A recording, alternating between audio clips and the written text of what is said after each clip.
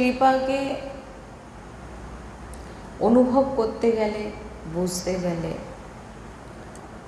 আমাদের চাই সৎসঙ্গ।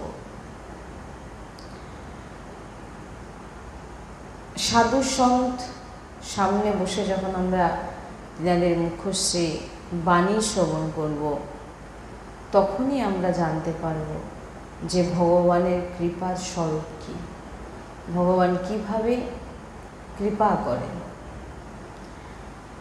না হলে আপনারা নিজেরাও নিজের ভিতরে দেখবেন যে যত কিছু যা কিছু আমরা পাই না কেন, আমাদের কখনই আমরা খুশি হতে পারি না, সুখী হতে পারি না। আমরা সবসময়, প্রায় সবসময় দুঃখী থাকি। আমাদের ইচ্ছে যেন পরপর বেড়েই চলেছে এবং সেই নিজেদের ইচ্ছেকেও ভগবানের সামনে আমরা প্রকট করি, আমার এটা চাই, ওটা চাই।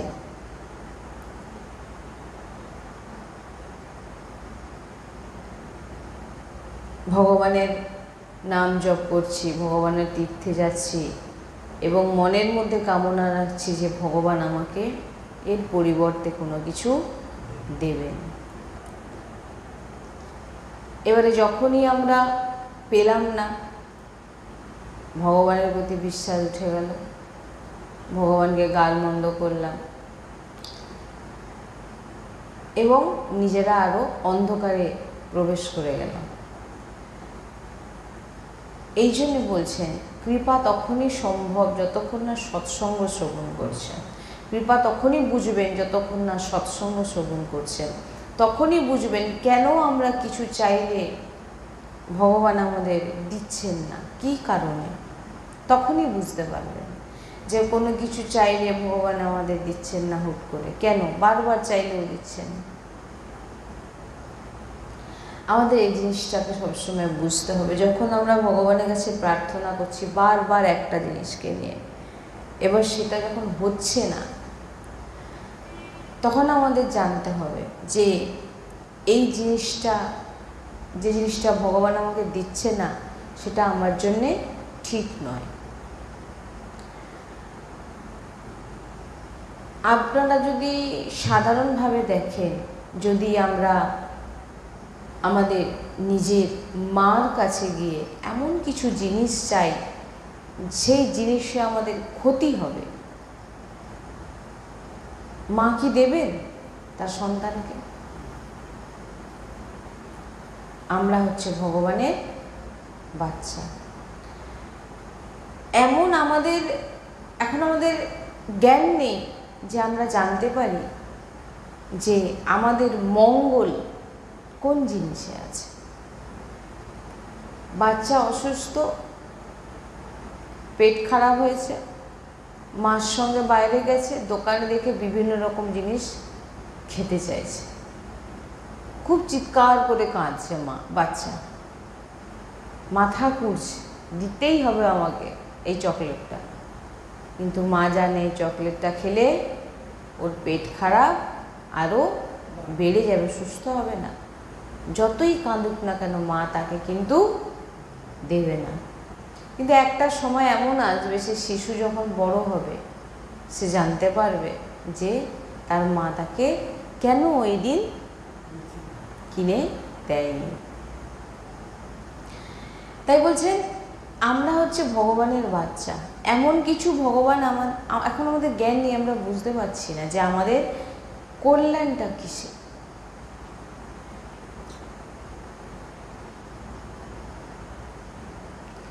সুখের জন্য যদি আমরা দেখি, আমরা যা কিছু করছি সুখ প্রাপ্তির জন্য, সুখ পাওয়ার জন্য। কিন্তু আপনারা যদি দেখেন পরিণামে আমরা সুখ পেতে গিয়ে কি পাই? দুঃখ। কারণ আমাদের কাজ ঠিক ছিল না, আমরা সেই কাজ ঠিকভাবে করিনি বলেই আমাদের দুঃখ পেতে হয়েছে। কিন্তু আমাদের ইচ্ছাটা কি ছিল? সুখ পাওয়ার। কিন্তু পেলাম কি? দুঃখ। কেন? আমরা ঠিক করে সেই কাজটাকে করতে পারিনি। তাই আমাদের জীবনে সুখ চাইতে চেয়েও আমরা দুঃখ পাচ্ছি। আমরা যখন ভগবানের আরাধনা করি আর ভগবানকে নিজের স্বামী, নিজের পিতা বা সবথেকে প্রিয় মানি ভগবানকে, তখন আমাদের ভগবানের কাছে কিছু চাওয়ার অধিকার থাকে। যেমন পিতার সম্পত্তির অধিকার কার হয়? তার সন্তানদের। বাইরের লোককে কিন্তু সে অধিকার হবে না, তার সন্তানের। তেমন ভগবানের বাচ্চা হচ্ছে ভক্ত, পিতার সব কিছুর অধিকার তার ভক্তের। পিতা আগে মানুন, তারপর তো তিনার সম্পত্তির অধিকারী হবে। পিতা তো আমরা মানছি না, তাই জন্যই বলছে যে একটা সম্পর্ক ভগবানের সঙ্গে গড়ুন। আপনি যে ভগবানের কাছে গিয়ে কিছু চাইছেন, ভগবান যদি আপনার সঙ্গে সামনে প্রকট হয়ে গিয়ে বলেন আমি তোকে দেবো কেন, তোর সঙ্গে আমার কি সম্পর্ক, আপনি তখন কি বলবেন? কি বলবেন?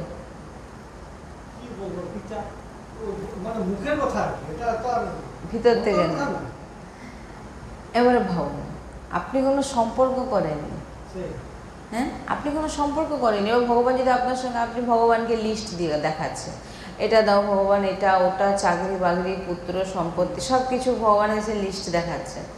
ভগবান যদি আপনার সামনে প্রকট হয়ে গিয়ে বলেন আমি তোকে দেবো কেন এত কিছু, তুই আমার কে, তখন আপনি কি উত্তর দেবেন?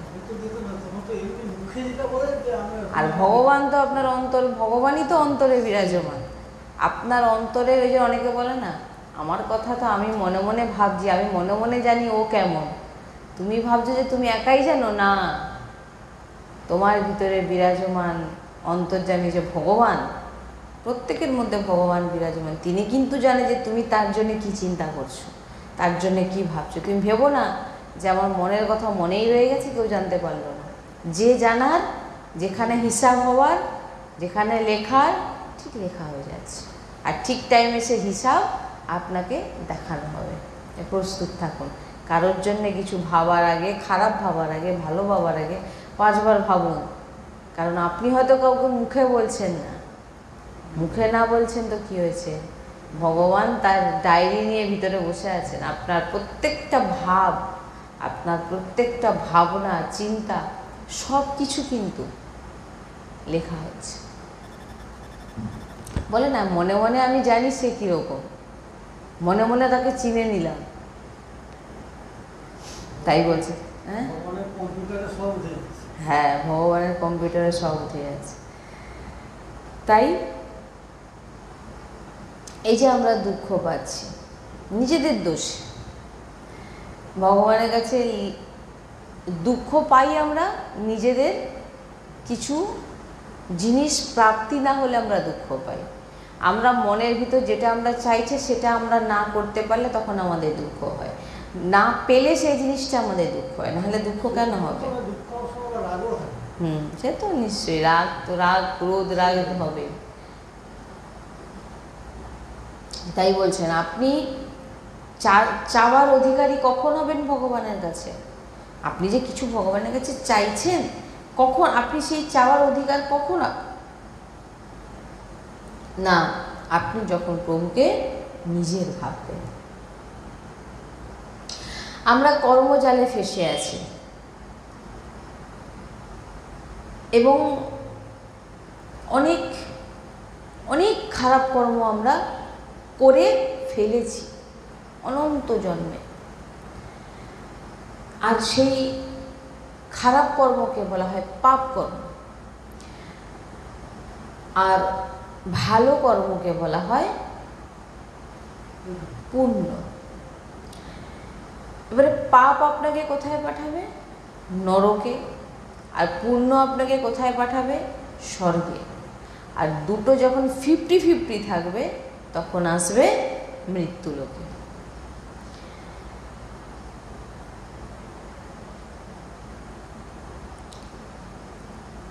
যখন আপনি অধিক মাত্রায় কিছু পূর্ণ করবেন, যেমন দান, তীর্থ,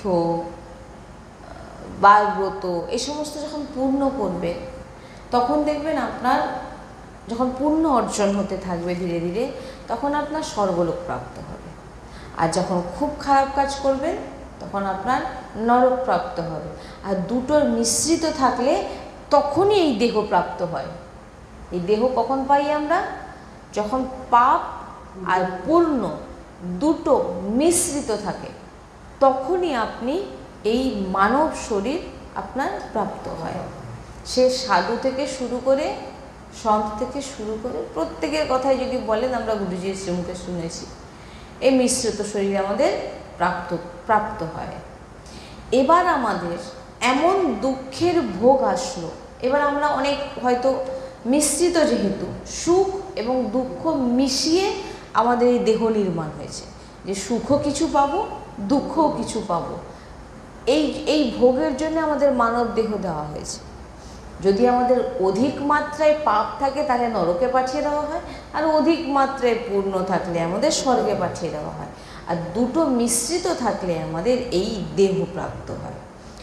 এবারে এই দেহের এমন কিছু কর্ম, খারাপ কর্ম, যে আমাদের দুঃখ ভোগ আসলো আমাদের জীবনে। এবার আপনি ভগবানের কাছে প্রার্থনা করছেন, খুব গুরুত্বপূর্ণ বিষয়, ভগবান আমার এই দুঃখকে তুমি মিটিয়ে দাও, দূর করো।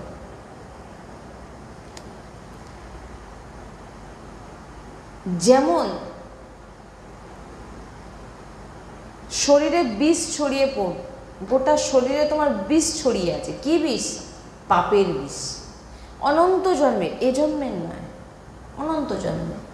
আর সেই বিষকে কিন্তু আপনাকে ভোগ করতেই হবে, কারণ আপনি দেহ পেয়েছেন এই বিষকে ভোগ করার জন্য। সুখের সময় তো কোথায় বলেন না যে ভগবান আমাকে কেন এত সুখ দিলে, দুঃখের বেলায় কেন বলেন? কারণ এই দুটো তো আপনারই আপনার নিজের কর্ম আপনি ভোগ করছেন। যখনই খুব গভীর ভয়ঙ্কর দুঃখ আসলো, তখন প্রভুর কাছে দুহাত জোড়ো করে বসে গেলাম যে ভগবান, তুমি আমার এই দুঃখ মিটিয়ে দাও।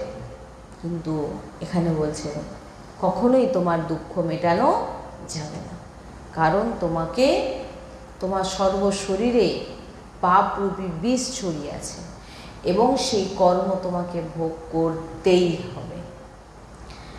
এই যে শরীর প্রথম থেকে, জন্ম নেওয়ার আগে থেকেই আপনারা যদি দেখেন, এই শরীরকে দুভাগে ভাগ করা হয়েছে। জন্ম নেওয়ার আগে থেকেই, আপনার জন্মের আগে থেকেই আপনার সমস্ত কিছু রেডি হয়ে যায়। আপনি কার ঘরে জন্মাবেন, আপনার বাবা মা কে হবে, এরপরে আপনার বাবা মা কতদিন আপনার সঙ্গে থাকবে, সারা জীবন থাকবে না, প্রথমেই বাবা মা চলে যাবে, আপনি কার কাছে বড় হবেন, আপনি কতটা পড়াশোনা করবেন, আপনার বিবাহ হবে কি হবে না, আদি সমস্ত কিছু আপনার জন্মের আগে থেকেই সব নির্ধারিত হয়েছে। এবারে এই যে দুই মিশ্রিত দেহ বানানো হয়েছে আপনার, এই যে বানানো হয়েছে, এই দেহটা কিসের জন্য বানানো হয়েছে? পাপ আর পুণ্যের মিশ্রিত এই শরীরকে দেহটা পেয়েছেন। এবারে অত্যাধিক যখন আপনি দুঃখ পেলেন, আপনি ভগবানের কাছে কান্নাকাটি করছেন যে কেন আমাকে দুঃখ দিলেন। এটা জেনে নিন আজকে যে কখনোই আপনার দুঃখ কিন্তু ভগবানের কাছে গেলেও মিটবে না। কেন? বিষ। কারণ এই দেহটার রচনাই হয়েছে এই এতটুকু পাপ আপনাকে, দুঃখ আপনাকে ভোগ করতে হবে, আর এতটুকু সুখ আপনাকে ভোগ করতে হবে। এই দুটো আপনি কিন্তু যত ভগবানের কাছে যান, আপনাকে কিন্তু এই দুটো ভোগ করতেই হবে। আপনি সে যে কেউ হতে পারে, দুটো মিশ্রিত যেহেতু, যদি অধিক পাপ হয় নরকে যাবেন, আর অধিক পুণ্য হলে স্বর্গে যাবে। আর দুটো মিশ্রিত আছে যেহেতু, সুখ এবং দুঃখ দুটো আপনার জীবনে কিন্তু আসবে। তাই দেখবেন কখনো অধিক সুখের স্থিতি আপনার কর্ম অনুযায়ী, আর কখনো উৎসাহ আনন্দ যা চাইছেন তাই পেয়ে যাচ্ছেন, দেখবেন যা চাইছেন আপনি তাই পেয়ে যাচ্ছেন। আর আরেক সময় দেখবেন আপনার এমন দুঃখের স্থিতি এসে যাবে যে নিরুৎসাহ, কেউ আপনার সাথী নেই, কেউ আপনার পাশে নেই, যত প্রয়াস করুন অপমান অসফলতা, আপনি কোনো রকমভাবে বেরোতে পারছেন না। জেনে নিতে হবে এটা আমাকে কেউ দেয়নি, এটা কারোর জন্যে হয়নি, কারোর কথাতে হয়নি, কেউ কিছু আমার করতে পারবে না, আমি ভগবানের অংশ, আমার কেউ ক্ষতি করতে পারবে না। এটা হচ্ছে সবই আমার নিজের কর্মের ফলে আজকে আমার জীবনে এত বড় দুর্ঘটনা ঘটছে, বা আমারই কর্মের ফলে আমি এত বড় একটা সুখ ভোগ করলাম। আমি অনেকের মুখে শুনেছি ভালোই বেশ ধারণ করেছে ভক্তে, কিন্তু যখন সামনে এসে বসে, যখন কথা বলেন, তখন বোঝা যায় ওনাদের ভিতরে যে ওনারা কতটা সংসারের মধ্যে ডুবে আছে। সংসারে বারবার, কেউ সংসারের বাইরে নেই। একজন যে সাধু মহাত্মাকেও যদি দেখেন, তিনি কোথা থেকে বেরিয়েছেন? হ্যাঁ, তিনার মা বাবার যে কোনো মাতৃগর্ভ থেকে তো তিনি প্রকট হয়েছেন, সংসার থেকে বেরিয়েছেন। তা তিনি সংসার থেকে বেরিয়ে সন্ত হয়ে গেলেন, এটা কিন্তু লেখা ছিল না। আর কেউ একই মাতৃগর্ভ থেকে 2 সন্তান হয়েছে, একজন সন্ত হলেন, একজন মস্ত বড় ডাকাত হলেন।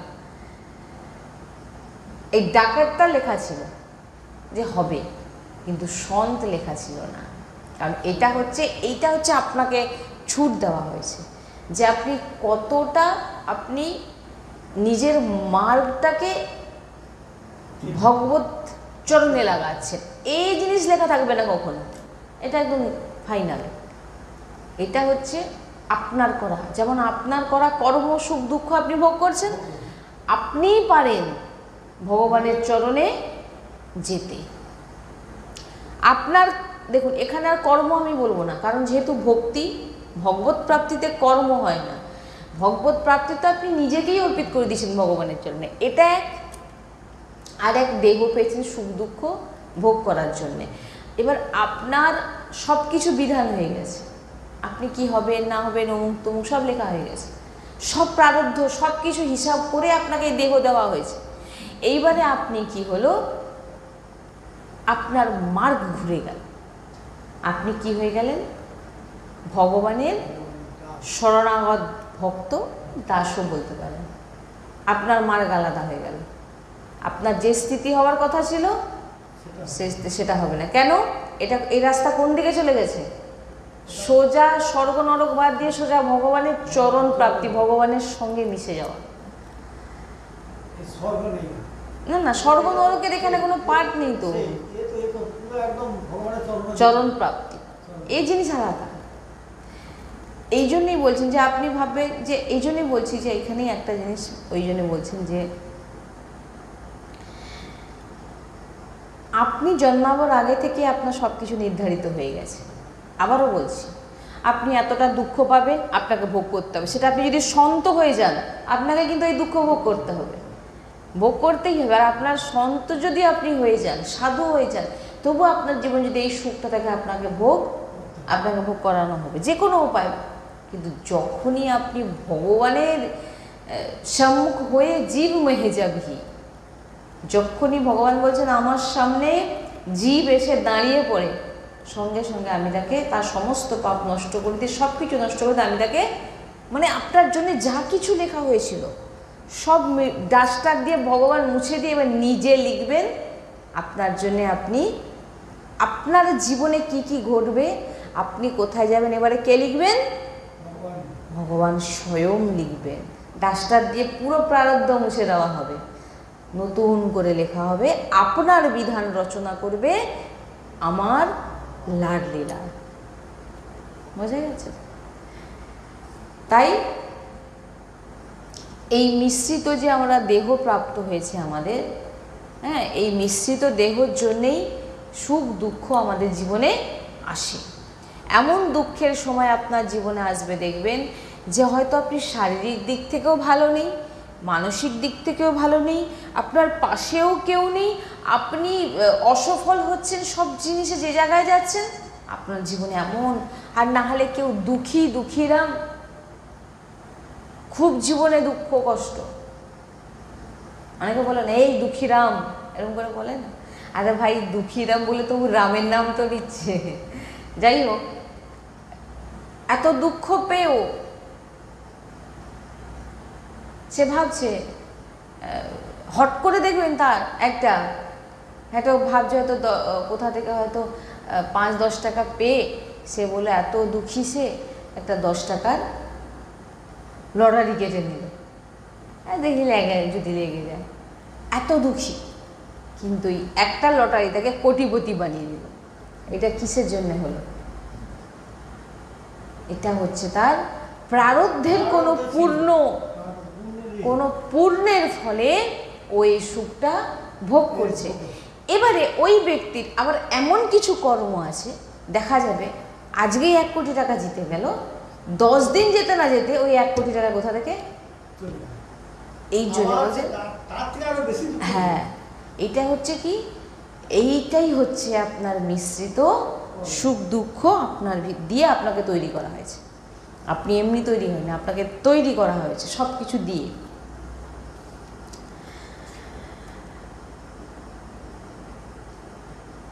আপনি গেলেন ভগবানের সামনে, আপনার জীবনে প্রচুর দুঃখ, কোনো কাজ ঠিকঠাক হচ্ছে না, আপনি ভগবানের সামনে গিয়ে বললেন, ভগবান আমি আপনাকে 11,000 টাকার ভোগ দেব,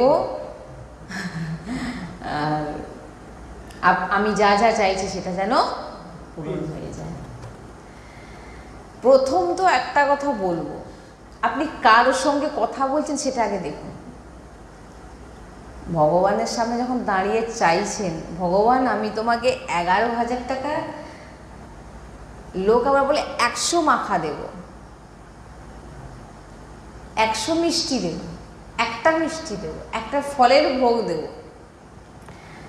প্রথমেই আমার গুরুজি সবসময় বলেন যে আগে এটা তুমি জানো, ভগবানকে যখন তুমি বলছো গিয়ে যে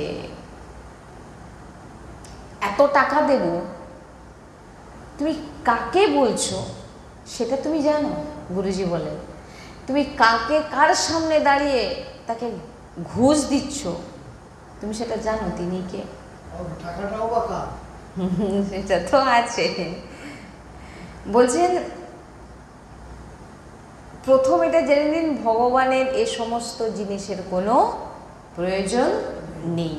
কারণ আপনি যে জিনিসকে ভগবানকে ঘুষ দেওয়ার চেষ্টা করছেন, সেই আপনি কিছু 11,000 টাকা বা 12,000 টাকা, কেউ 100 টাকা, টাকা মানে তাকে আমরা কোন দেবীর রূপে দেখি?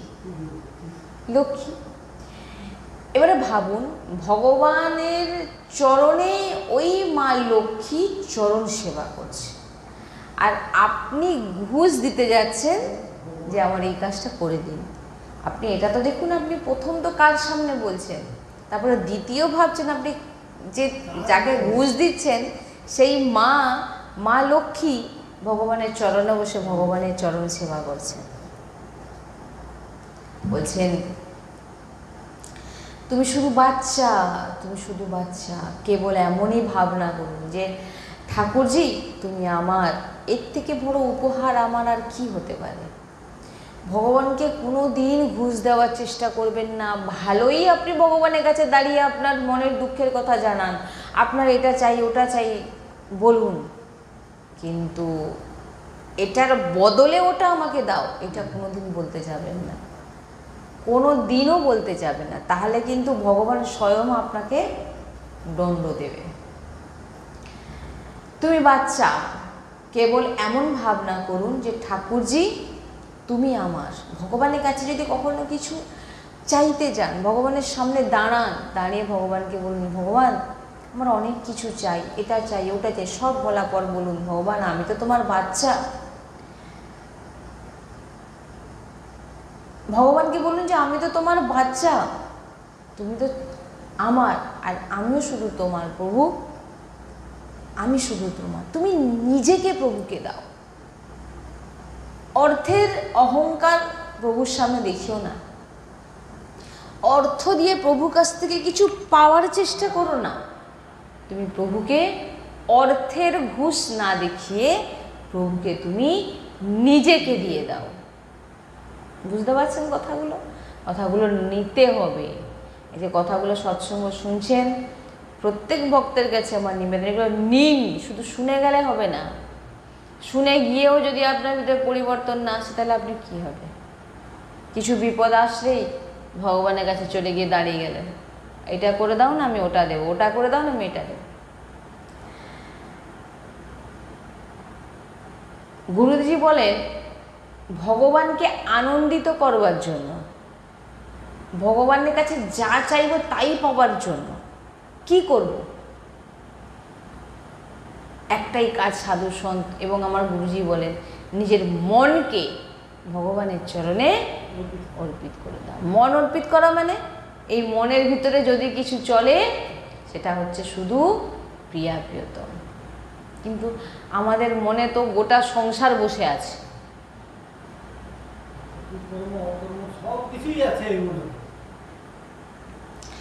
তাই বলছেন তখন প্রভু অনেক আনন্দিত হয়ে যান। আপনি প্রভুকে মন দিন, তারপর আপনি বুঝতে পারবেন।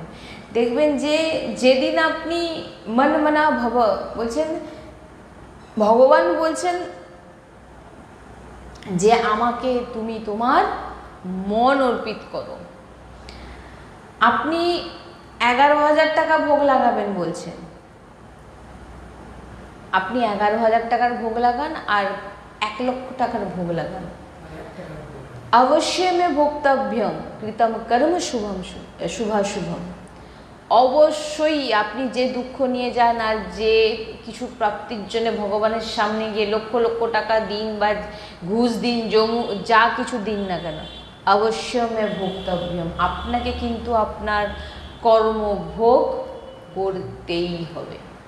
আপনার যেটা প্রাপ্ত দুঃখের সেটা কিন্তু আপনাকে পেতেই হবে, এটা জেনে নিন ভালোভাবে। আমি ভজন করছি বলে আমার জীবনে কোনো দুঃখ হবে না, এটা যদি আপনি ভেবে থাকেন তাহলে জানতে হবে না আপনি ভজনের সম্পর্কে এখন অবধি কিছু জানেন না আর এখন অবধি কিছু বোঝেননি। যদি বুঝতেন তাহলে আপনার ভিতরে এটা আসতো না যে ভগবান আমার দুঃখের সময় ভগবান আমাকে রক্ষা করবে না। আরে ভগবান রক্ষা করবে কখন? তুমি ভগবানের তো হও আগে, ভগবানকে আগে ভালোবাসো, ভগবানকে নিজের ভাবো, ভগবানের সঙ্গে সম্পর্ক করো। সেটার বেলা না, সেটার বেলা শুধু খালি এটা দাও, আরে তোমাকে ভগবান দেবেটা কেন? আপনি ভাবুন না, আমি যদি প্রথমে বলতে বলতে একটু থেমে গেলাম, ভগবান আপনার সামনে যদি এসে দাঁড়িয়ে তো আমি তোকে দেবো কেন? তুই আমার কে? আপনি কি উত্তর দেবেন সেটাও জানেন না, কি উত্তর দেবেন। যে বাচ্চাও বলবেন বা পিতাও বলবেন সেটাও তো জানবেন না, কারণ মন থেকে তো কোনোদিন ভগবানকে ওটা মানেনি, তাহলে হবে কি করে? ভগবানকে যতক্ষণ না আপনি ভালোবাসবেন ততক্ষণ, দেখুন একটি ছোট বাচ্চাকে তার পিতা কত ভালোবাসে বলুন তো, ভালোবাসে না? সেই বাচ্চা দেখুন তার পিতার দাড়ি ধরে টানছে, ঠাস ঠাস করে চড় মারছে, পা দিয়ে তো লাথিও মেরে দিচ্ছে। পিতাকে মারে না? তার ছোট কোলের বাচ্চা মাকে মারে না? মারে তো। পিতা কিছু বলে না, মা কিছু বলে, পিতাও কিছু বলে না, কত আদর করে। আপনি ভাবুন না, আপনি এখানে বাবা মা বাচ্চার কাছে লাথি খেয়ে যাচ্ছে, চটথাপ্পড়ও খাচ্ছে, দাড়ি ধরেও টানছে, তবু কিন্তু সে বাচ্চাকে কিছু বলছে না। কেন? সে বাবা মা জানে সে বাচ্চার আমরা ছাড়ার কেউ নেই। আপনি যখন ভগবানকে এমনভাবে ভালোবাসবেন, ভগবানের সামনে গিয়ে দাঁড়াবেন, আপনার অধিকার ভগবানের কাছে চাওয়া, আপনার যা চাই আপনি ভগবানের কাছে বলবেন। কখন আপনার এই অধিকারটা আসবে? যখন আপনি ভগবানকে নিজের ভাববেন, ভগবানকে ভালোবাসবেন, ভগবানের সঙ্গে সম্পর্ক করবেন। প্রথম সম্পর্ক করতেই হবে ভগবানের সঙ্গে। আপনি সখা করুন, আপনি বন্ধু করুন, এ সাধারণ ভাষায় বলছি, আপনি পিতা বাবা বলতে সম্পর্ক রাখতে পারেন, বন্ধু হিসাবে সম্পর্ক রাখতে পারেন, যে কোনো সম্পর্ক, মোটামুটি প্রভুর সঙ্গে সম্পর্ক করতে হবে। সম্পর্ক যদি গড়েন তাহলে আপনি এইবারে দেখুন একটা জিনিস, যখনই আপনি ভগবানকে ঘুষ দিতে যাচ্ছেন, ঘুষ দেওয়ার সময় আপনি বলছেন ভগবান আমার এই দুঃখটা দূর করে দাও, তার বদলে আমি তোমাকে এই মন্দিরটা করে দেবো, বা আমি সোনার চূড়া করে দেবো, বা আদি আদি ইত্যাদি বলছেন। অবশ্যই আমি ভোক্তব্যম, ভোগ তোমাকে করতেই হবে। ভগবান বলছেন তুমি যতই যাই ঘুষ দেওয়া যাই তোমাকে কিন্তু ভোগ করতেই হবে, ভোগ তোমাকে করতেই হবে। এবং তোমাকে দণ্ড দেবে কে? ভগবানই দেবে। তুমি যখন ভগবানকে ঘুষ দিতে যাবে না, ভগবান হাসেন, বলে বারে বাবা বাহ, হ্যাঁ তোর সম্পর্ক নেই আমার কাছে, লিস্ট ধরছে, আবার কি যখন পারলো না কোনো কিছু চেয়ে তখন এবারে ঘুষ দিচ্ছে। বলে তুই একদম কোনোদিন এই জিনিস তো কোনোদিন করবে না। আপনি চান, আপনি ভগবানের কাছে চান, আমি না বলছি না, সম্পর্ক অধিকার নিয়ে যান। আপনি কি অধিকারে চাইছেন? আপনাকে তো এই কথা, যদি ভগবান আপনার সামনে দাঁড়িয়ে পড়ে বলে তুমি কোন অধিকারে আমার কাছে চাইছো, আপনি তখন কি উত্তর দেবেন? না কোনো অধিকার নেই, এই না আমার সঙ্গে কোনো সম্পর্ক নেই। তাই টাকা চাইছো কেন? জিনিস চাইছো কেন? সুখ চাইছো কেন? কোনো উত্তর নেই আপনার কাছে।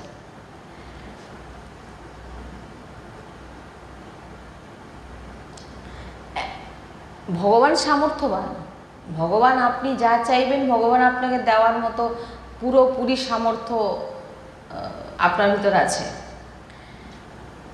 তিনি সর্বলোক মহেশ্বর, অনন্ত মহিমাশালী ভগবান। তিনি হাসেন যখন আমরা এমন কথা বলি, ভগবান আমি তোমাকে এটা দেবো, তুমি আমার এই কাজটা করে দাও, আমি তোমাকে এত দেবো। ভগবান খুব হাসেন, বলে বাহ, বলেন যে যিনি সর্বলোকের মহেশ্বর, অনন্ত মহিমাশালী, সমস্ত সৃষ্টি তিনার কাছে গিয়ে রেখে আমরা ঘুষ দিই।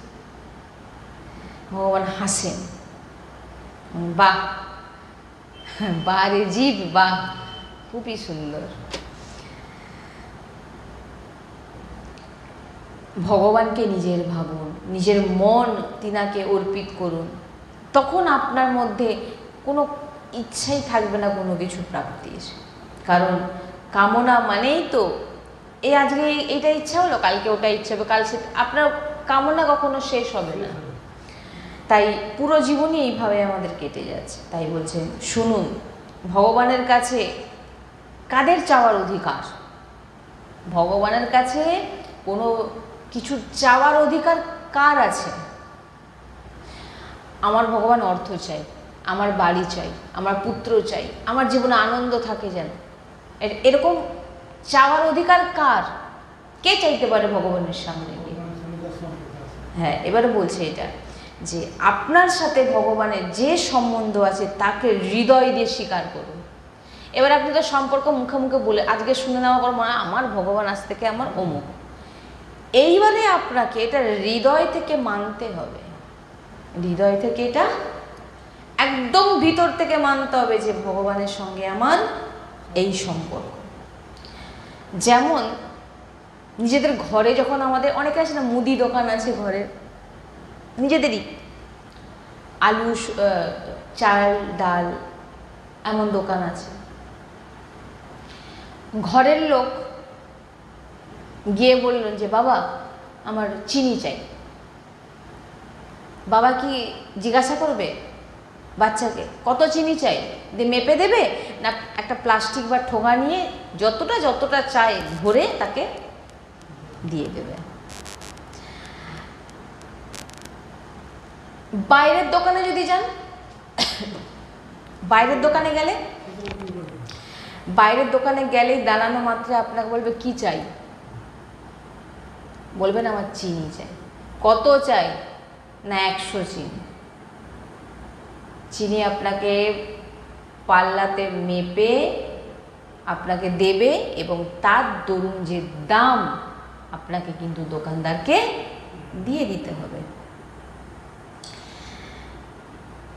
এটা বুঝুন, খুব বোঝার বিষয় যে নিজের ঘরের জিনিস পিতা আপনাকে মাপসই দেবে না, যা আছে দিয়ে দিল। বাইরে যখন যাবেন সে কিন্তু আপনার কেউ নয়, তার কাছ থেকে টাকা দিয়ে জিনিস নিচ্ছেন। বলছেন নিজের যখন আপনি ভগবানের হয়ে যাবেন, ভগবানের যত, ওই যে বললাম পিতার সম্পত্তির অধিকারী কে হয়? তার পুত্র। পুত্র বাবার কাছে যা চায় তাই পায়। এখানে কিন্তু মেপে ঝোপে দেবে না, যতটা চাই। কোনো পিতার সব কিছুই কার? তার পুত্রের। পুত্র বা সন্তান বলতে পারে।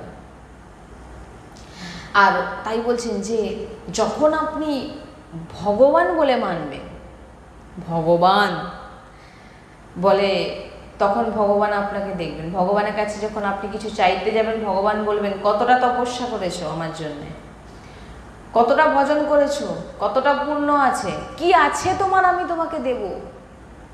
যখন ভগবান ভাববে।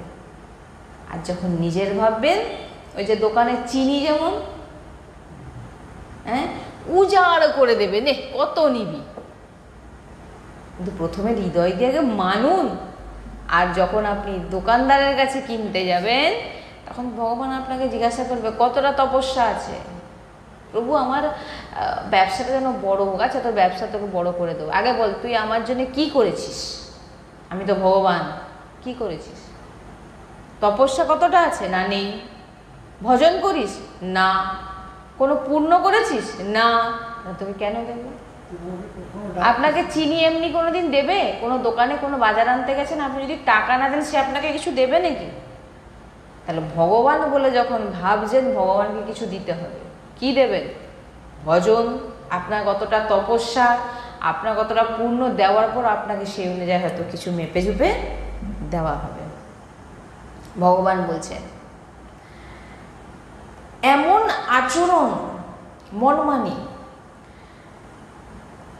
মনমানি আচরণ, ব্যভিচার, শাস্ত্রবিরুদ্ধ আচরণ। আর আপনি বলবেন সারা জীবন আপনি শাস্ত্রবিরুদ্ধ আচরণ করেছেন, আর সারা জীবন আপনি ব্যভিচার করেছেন, খারাপ কাজ করেছেন, আর আপনি সমস্ত কিছু করে ভগবানের সামনে গিয়ে বলবেন যে আমার এই কাজটা করে দিন, আপনি আমার এই কাজটা করে দিন প্রভু।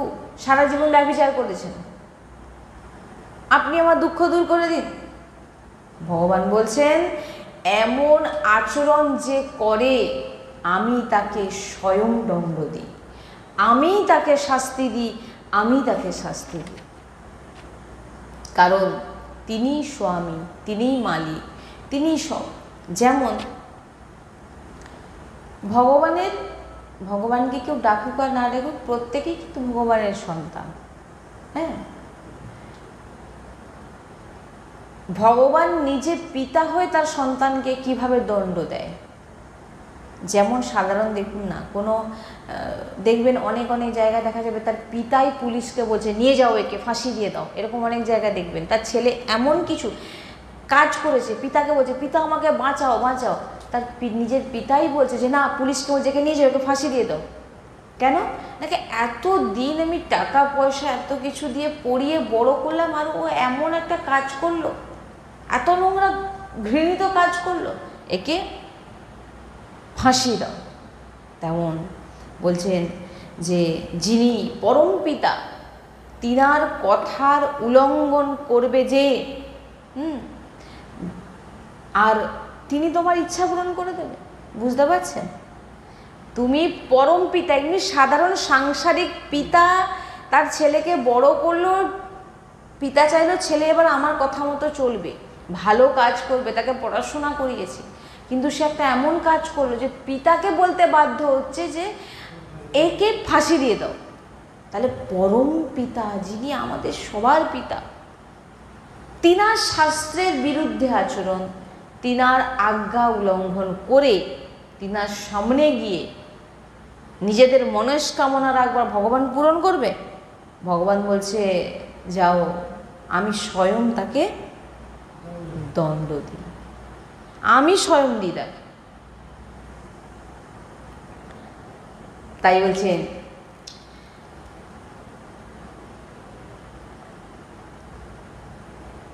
প্রভুর কাছে চাওয়ার যোগ্যতা করুন। কিভাবে?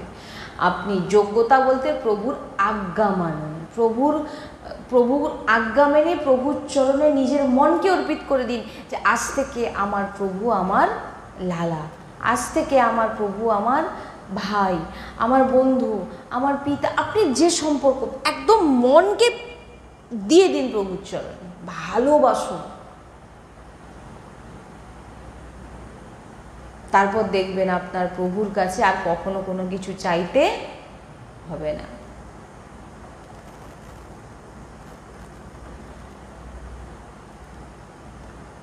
হৃদয় দিয়ে আপনি প্রভুকে নিজের ভাবুন, হৃদয় দিয়ে। যতদিন না এটা করতে পারবেন, দোকানের মতো যদি ভগবানের কাছে গিয়ে চান, তো আপনাকে যোগ্যতা অর্জন করতে হবে। কিসের যোগ্যতা? কতটা তপস্যা, পবিত্রতা, সদাচার আদি আপনার মধ্যে আছে, তবেই আপনার। আর যদি আপনি বাচ্চা হয়ে যান,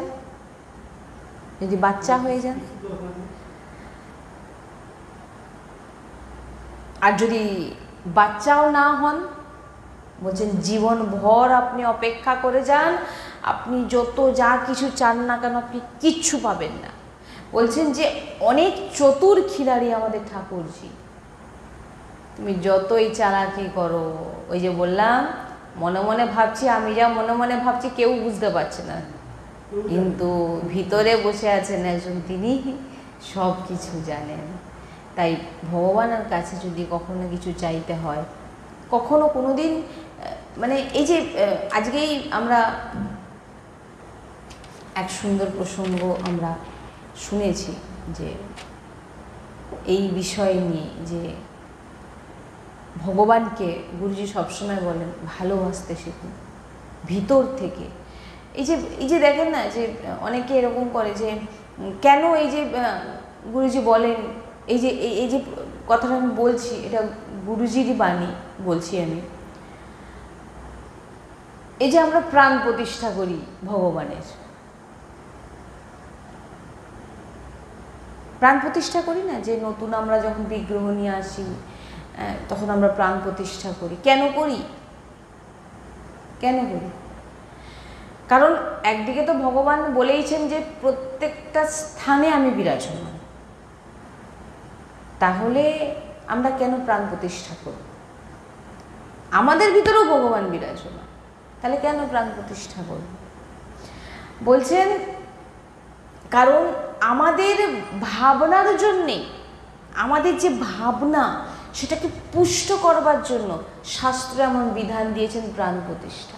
তাহলে প্রাণ প্রতিষ্ঠার এখানে কোনো ব্যাপার নেই। আপনার ভাবনা সব জায়গায় যদি দেখুন, আপনার ভাবটাই হচ্ছে শ্রেষ্ঠ। আপনি যখন দোকান থেকে শ্রীবিগ্রহকে কিনে নিয়ে আসলেন, আপনি সেটা কিসের ভাবছেন? হয় পাথরের, না হলে পেতলের। কখন ওটা ভগবান ঠাকুরজি হবে? যখন ব্রাহ্মণ এসে একটু হোম যজ্ঞ আদি করে দেবে। এইবার আপনার ভিতরে কি জাগ্রত হলো? আপনার ভিতরে কি? প্রথমেই আপনার ভিতরে আসবে ভাব। আমার ভিতরে ভাব এসে গেল যে এই বিগ্রহের, এই পেতলের বলুন আর পাথরের বলুন, তার প্রথম ভাবনা কি ছিল? দোকান থেকে যখন সে কিনে নিয়ে আসলো, তার ভিতরে ভাবনাটা কি ছিল? পেতল বা পাথর। কখন ঠাকুরজি হলো? প্রাণ প্রতিষ্ঠা। তাহলে এখানে আমাদের মহিমাটা কিসে বোঝানো হচ্ছে? দেখুন, আমি অত সদ্গুরুদেব ভগবানের মতো বলতে পারি না, তবুও চেষ্টা করছি। এখানে ভাবনা জাগ্রত করার জন্য এই সমস্ত কিছু করা হয়েছে। যে আপনি পেতল দেখছেন, আপনার দৃষ্টি কিন্তু ভগবান নয়, যে ভগবান সবার মধ্যে বিরাজ, আপনি কিন্তু ওটা ভাবছেন না। আপনি ভাবছেন কি? পেতল। আপনি ভাবছেন কি? পাথর। যখনই ওখানে পুজো আদি হয়ে গেল, এইবারে আপনার ভিতরে ভাব জাগ্রত হয়ে গেল যে এর মধ্যে আমার ঠাকুরজি বিরাজমান। আপনার ভাব, এবারে প্রণাম, দণ্ডবোধ।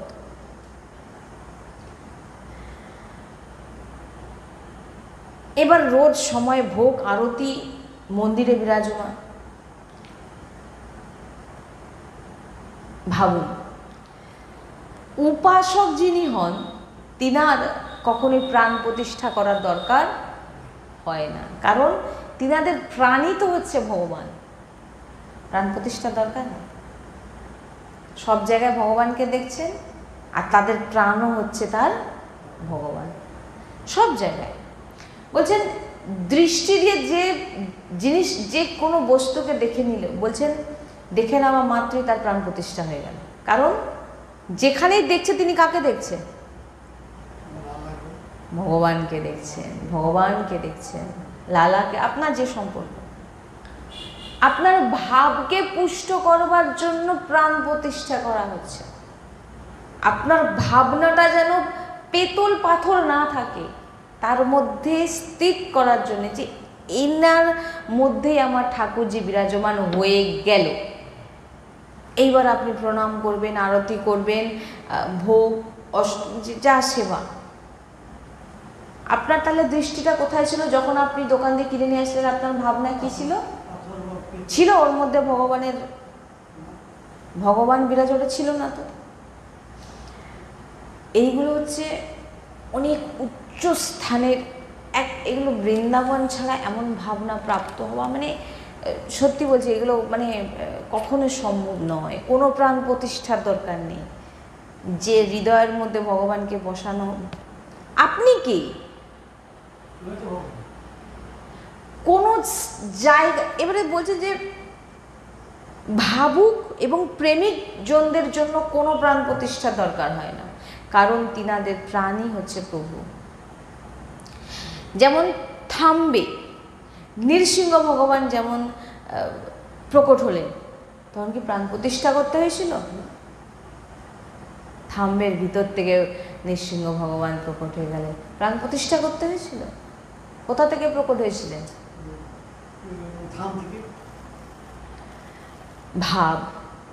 ভাব প্রকটের জন্যই এই সমস্ত কিছু প্রাণ প্রতিষ্ঠা এগুলো করা হয়েছে, ভাব প্রকটের জন্য। যদি আপনারা দেখেন, না হলে প্রথম থেকেই ঠাকুরজি সর্বত্র বিরাজমান, কোনো জায়গায় ভগবান নেই এমন কোনো স্থান নেই। সব জায়গায় প্রত্যেকটা জীব থেকে শুরু করে ভগবান গীতাতে বলে দিয়েছেন, আমি ছাড়া সৃষ্টিতে আর কোনো কিছু নেই।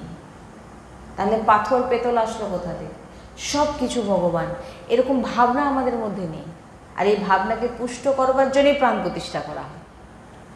শাস্ত্র হচ্ছে বড় প্রবীণ, যে জীবকে ভগবত প্রাপ্তি করানোর জন্য অনেক রকমের সব বিধান করেছে। তাই ভাবকেই প্রেম বলে, যা আমাদের কাছে নেই। ভাবটাই নেই আমাদের কাছে। প্রথমে দোকানে গেলেই দেখলাম এই বিগ্রহ ঠিক আছে, নিয়ে গিয়ে যে কোনো জায়গায় একটা বসিয়ে দিলাম, প্রাণ প্রতিষ্ঠা যাবো, এখন 2 বছর 5 বছর বসেই আছে, কিনে নিয়ে এসে প্রাণ প্রতিষ্ঠার পর সেবা শুরু হবে। আরে ভাই, তুমি এই জিনিসটাকে বোঝানোর জন্যই এইগুলো অনেক গভীর বিষয়। এগুলো মহাপুরুষদের কাছে না, মানে আমাদের মতো জীব কি এই কি আপনি বুঝতে পারছেন নাকি আমি জানি না। আমি রসিকজনের মতো তো আমার সেরকম ক্ষমতা নেই। হ্যাঁ, উনাদের প্রসাদী বাণী আমি যতটুকু আমার ভিতরে আমি নিতে পারি সেটাকে আমি বলার চেষ্টা করি। ভগবান সর্বত্র জেনে নিন, পেতল, কাঁসা, পাথর, এগুলো আমাদের দৃষ্টি, আর এই দৃষ্টিটাকে চেঞ্জ করার জন্যেই প্রাণ প্রতিষ্ঠার দরকার হয়। কিন্তু ভগবান সর্বত্র বিরাজমান। কথাটা কি বললাম? আপনার দৃষ্টি কোথায়, আপনার ভাব কোথায়? পেতল। যতক্ষণ না ঘন্টা নাড়ছে ততক্ষণ আমাদের মধ্যে ভাব জাগ্রত হবে না যে এর মধ্যে ঠাকুরজি বিরাজমান। তাহলে ঠাকুরজি তো আপনার সামনে যে দাঁড়িয়ে আছে, যে দোকানদারের কাছ থেকে আপনি কিনছেন, তিনি কে? তিনি কে? তিনিও ঠাকুরজি। তিনার মধ্যে কে আছে? ঠাকুর আছে। তাই প্রেমের জন্যেই সাধন শুরু করা হয়েছে। এই যে সমস্ত প্রাণ প্রতিষ্ঠা, এগুলো হচ্ছে প্রেম প্রকট করবার জন্য। কার প্রতি? ভগবানের প্রতি। এই জন্য শাস্ত্র এমন বিধান করেছেন যে ওই বিগ্রহকে প্রাণ প্রতিষ্ঠা করার বিধান যে করা হয়েছে, যাতে আপনি প্রাণ প্রতিষ্ঠা করার পর আপনার ভিতরে যে ভাব জাগ্রত হবে, আর এই ভাব থেকেই প্রেমে পৌঁছাবে। আর যতক্ষণ না এমন হবে ততক্ষণ আপনার ভিতরে ভাব প্রেম জাগ্রত হবে না। দোকানে বসে আছে দেখছেন, যখনই ঘরে নিয়ে এসে এইবারে ধূপ আরতি শুরু হবে, না হলে হবে না। কেন? আমাদের ভাবনা, আমাদের ভাব ঠিক নয়। ভগবান যখনই আপনি জেনে গেলেন যে প্রাণ প্রতিষ্ঠা হয়ে গেল, এইবারে 8 প্রহর সেবা শুরু করে দিলেন। তাই জন্য বলছেন বড় বড় মহাপুরুষ যে হয় ভাবে যুক্ত, তিনারা শাস্ত্রের প্রমাণকে পুষ্ট করবার জন্য, যে বড় বড় পণ্ডিত, সমস্ত বড় বড় পণ্ডিতগণ দেখবেন প্রাণ প্রতিষ্ঠা করতে যান, তিনাদের এ সমস্ত কিছু দরকার নেই। তিনারা কেন প্রাণ প্রতিষ্ঠা করতে যান? যে এই প্রাণ প্রতিষ্ঠা করার ফলে তার ভাব জাগ্রত হবে।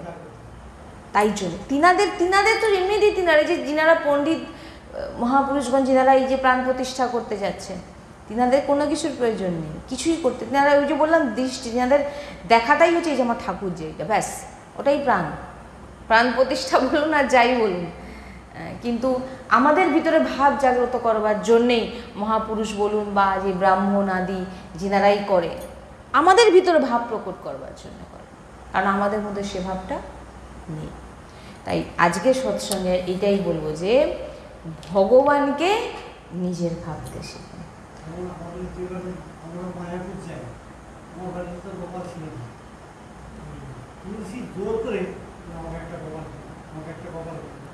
ছোট্ট একটি মানে গোপাল এর মতো নিয়ে আসছে, নিয়ে এসে বলে সে তো আমাদের যেমন যে কুলের দিয়ে কোনো প্রাণ প্রতিষ্ঠা হয়, ওইভাবেই চলছে। তারপর থেকেই তো এখন এবার যে বললাম আপনার ভাব, মানে সেই জন্য আমার মন্দিরটাকে আলো করে রাখছে। এই গোপাল যেন আমার মন্দিরটাকে আলো করে রাখছে। হ্যাঁ, ছোট বড় নিয়ে তো লালা সে ছোট হোক আর বড় হোক। শ্রী হরি।